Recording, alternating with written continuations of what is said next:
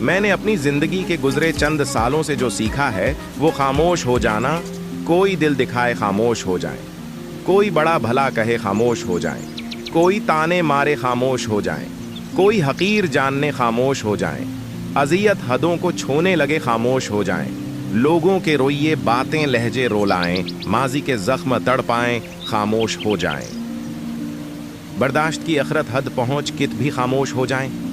قسم ہے اس رب کی ذاتی کی جس کے قبضے میں میری جان ہے، وہ اب کو اس کا ایسا آجر عطا کرے گا کہ اب کی آنکھوں سے شکر کے آنسو بہنے لگیں گے اور اب سجدہ شکر میں گر پڑیں گے۔ اس لمحے آپ کو احساس ہوگا خاموش رہ جانا کس قدر بہتر تھا۔ اب کی دنیا و آخرت کے لیے اللہ تعالی ہمیں ٹھنڈے مزاج بنائے اور میری زبان کے وار سے سب کو محفوظ رکھیں، ہمیں صبر و تحمل سے رہنے کی توفیق دے۔ آمین ثم آمین۔ دعائیں قبول ہوگی۔ اللہ ہی اللہ ہی اللہ۔